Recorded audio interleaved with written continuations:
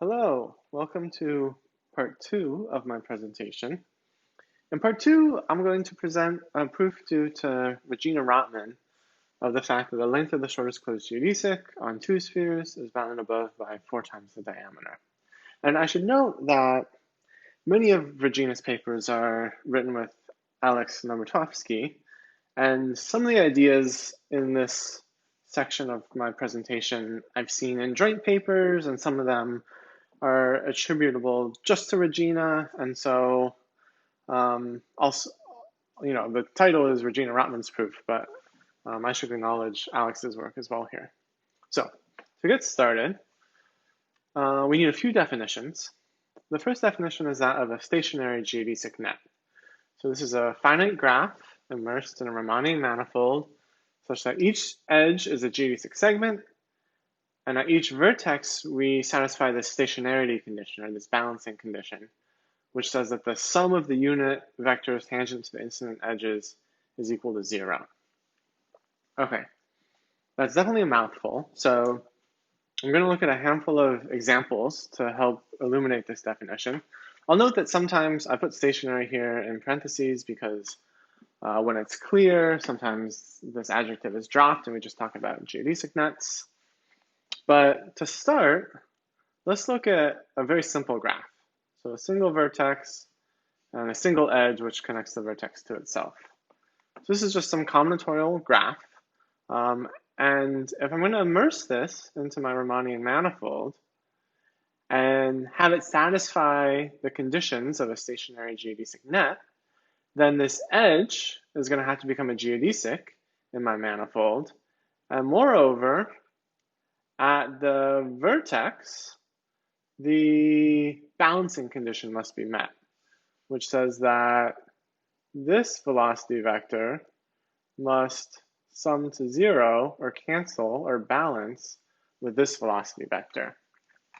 And what that means is that if you have a geodesic net, a stationary geodesic net, modeled on this combinatorial graph, so a single vertex with a single loop, then it must be a closed geodesic if it's going to satisfy the stationarity condition. So the first example is that, oh, indeed, closed geodesics are a type of stationary geodesic net. Okay, for the second example, I'll just make the combinatorics a little more interesting. So I'll still have a single vertex, but this time I'll have two loops connecting the vertex to itself. And again, if I'm going to immerse this in my Riemannian manifold and have it satisfy the stationarity condition, then each of the edges are going to become geodesics. And in order to satisfy the stationarity condition at the vertex, this graph has to turn into a figure 8. So that when I sum together these 4 initial velocity vectors, they sum to 0. This is kind of a n equals 2 surface picture. In the n equals 2 setting, any figure 8 curve is going to be a self-intersecting closed geodesic. In dimensions higher than 2, it's possible that you get these two loops meeting in transverse planes while still satisfying the stationarity condition. But everything we're talking about today will be surfaces. So, okay, we've seen that a self-intersecting closed geodesic is also an example of a stationary geodesic net. The next example is a specific type of geodesic net called a theta graph. And so here I'll draw a picture of the combinatorics. It's a net consisting of 2 vertices connected by 3 edges. So the combinatorics are getting a little more interesting. Here is my 2 vertices, and there's the 3 edges connecting them.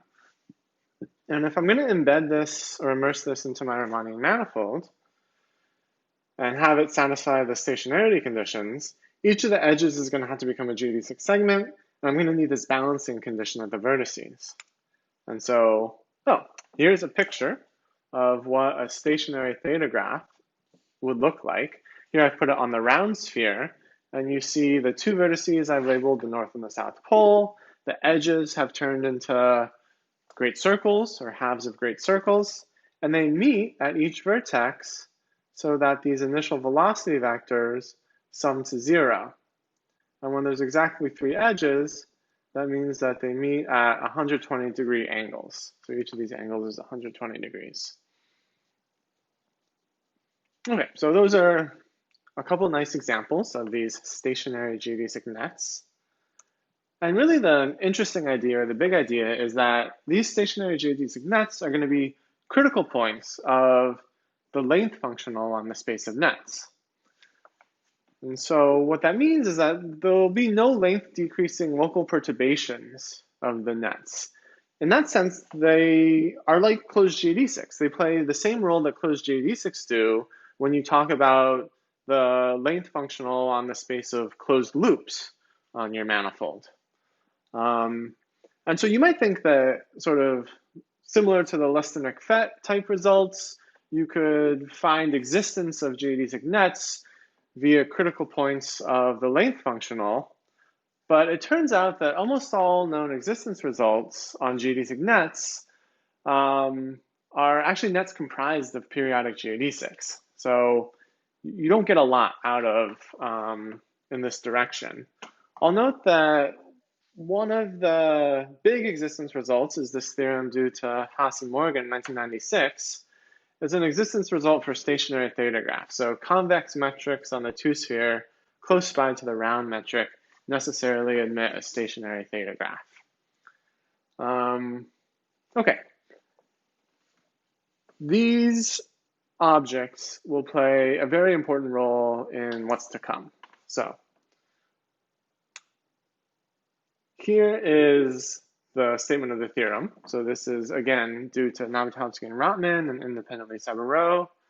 Riemannian two spheres have length of the shortest closed geodesic bounded above by 4 times the diameter.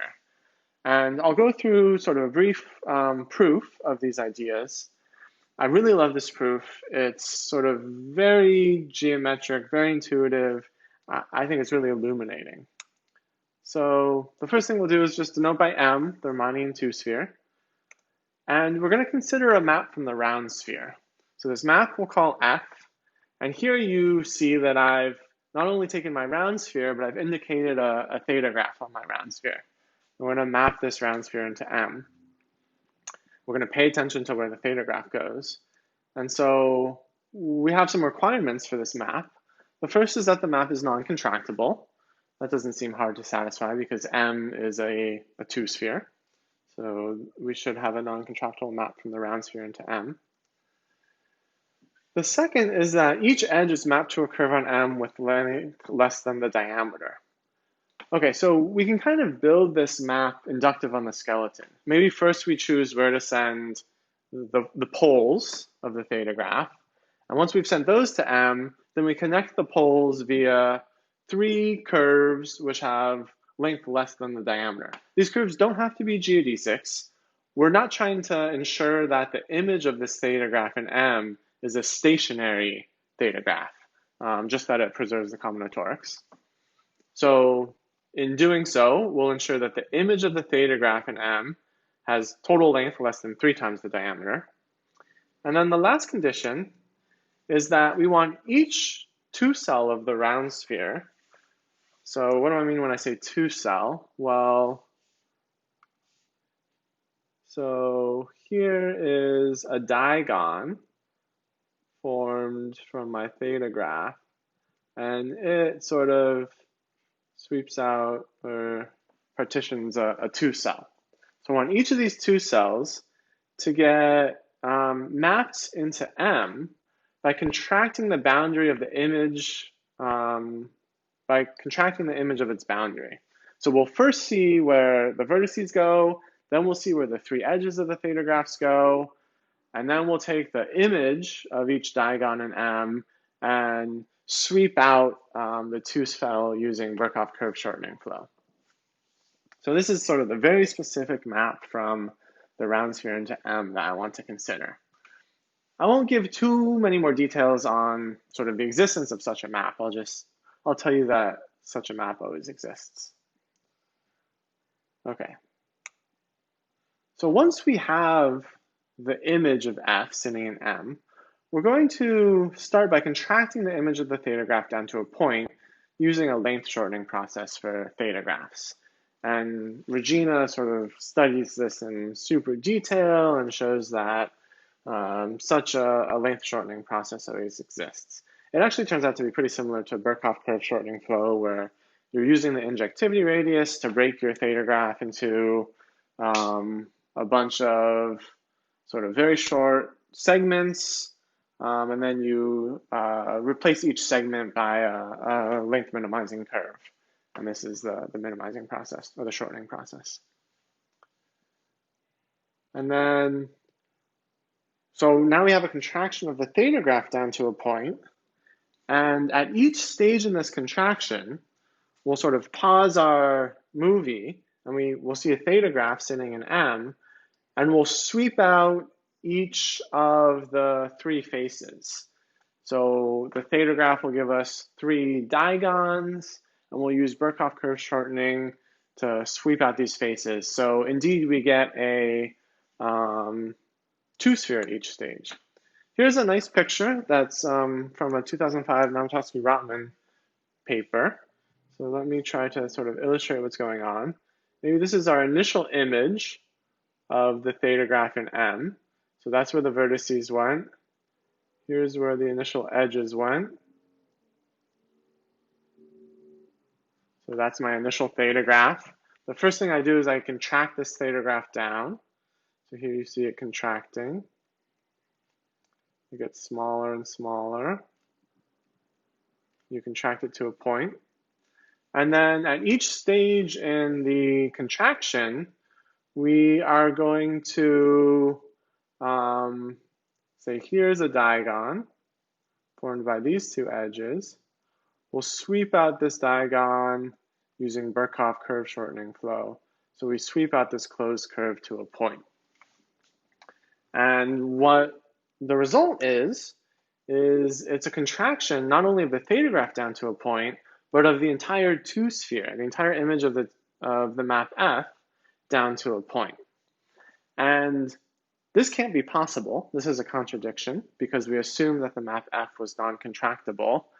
And so something must be wrong with our construction here.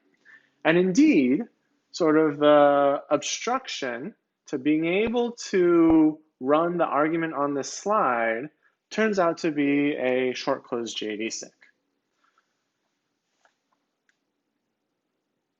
Okay, so let's see what can go wrong.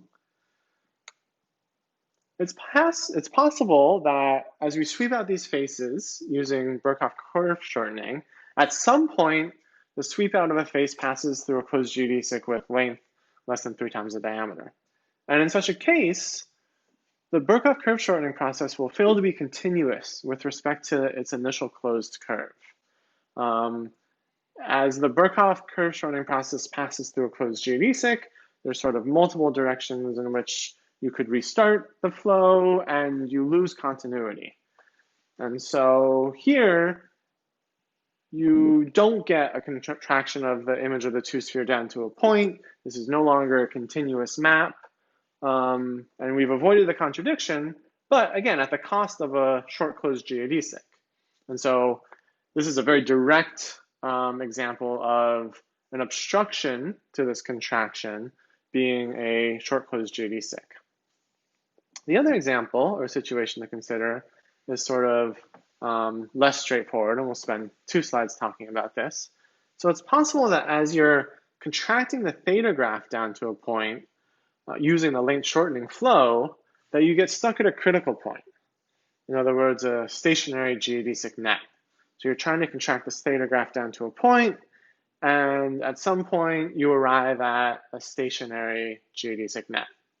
So how can this arise? There's actually 3 ways this is possible. It's possible that as you contract, the theta graph first degenerates and sort of becomes a simpler combinatorial object. If 2 of the edges of the theta graph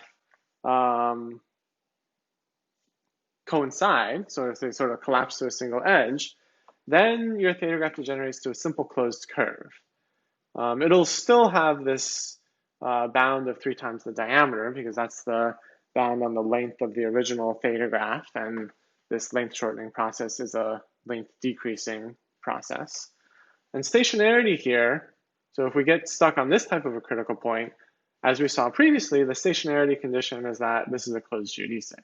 So again, here the obstruction to this contraction existing is a closed geodesic with length bounded above at 3 times the diameter. Another thing that could happen, case 2, is that we don't have two edges which meld into one. We have a single edge which pinches out. So here the theta graph degenerates into a figure 8 curve, again with this length bound.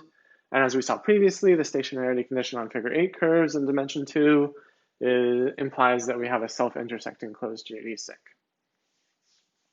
So I should note, this is important, in Regina's proof and in sort of all the previous bounds on the length of the shortest closed geodesic, on the 2 sphere, it's possible that this curve is a self-intersecting closed geodesic. And then the third situation, the third case, is that the theta graph doesn't degenerate, it doesn't lose its combinatorial type, and that the contraction just gets stuck on a stationary theta graph. So where each of the edges becomes geodesics, and each of the vertices have 120 angles, and you're sort of unable to continue the length shortening flow from this critical point. So this third case, the obstruction doesn't produce a short closed geodesic, it produces a short stationary theta graph, and that's not what we wanted, but we actually have a way to get around that. So Regina's new idea to get around a stationary theta graph is to use a weighted length shortening flow. So what she says is, instead of trying to decrease the sum of the length of the 3 edges, we're going to first double the weight of the third edge before running the flow. So the stationarity condition changes from v1 plus v2 plus v3, these are the initial velocity vector of the edges at any vertex, equals 0, to v1 plus v2 plus twice v3 equals 0. And as such, the stationarity condition changes from this 120, 120, 120. So I'll draw the 120, 120, 120. Maybe this is v1, v2, v3. These are all supposed to be 120s. So when I use the weighted length shortening, I double the weight of the third vector. So here I want like a really thick third vector, v3. And because I've doubled the weight, it forces v1 and v2 to point in the same direction. And pointing in the same direction, because these are geodesics, implies that they coincide. So the big idea here is that under this weighted length shortening flow, stationary theta graphs do not appear as critical points. And so really we must be in case 1 or case 2 above. And what that means is that our flow is going to either terminate on a closed geodesic, that's case 1, or a self-intersecting closed geodesic, that's case 2. And what's important is that now the bound on the length of the shortest closed geodesic has jumped up to 4 times the diameter. That's because when you double the weight of one of the edges, you double its length contribution as well. So that the initial theta graph, when you're running the weighted length shortening flow, has weighted length equal to 4 times the diameter. Okay, and that ends Regina's proof. So she shows that you can't get stuck at a stationary theta graph. You use the weighted length shortening instead. And as an obstruction to this contraction of your non-contractible map, you get a short closed geodesic with length necessarily bounded above by 4 times the diameter. So in the next video, the next part of this talk, I'll show how we can start from Regina's ideas and in the positive curvature setting, improve the bound from 4 times the diameter to 3 times the diameter.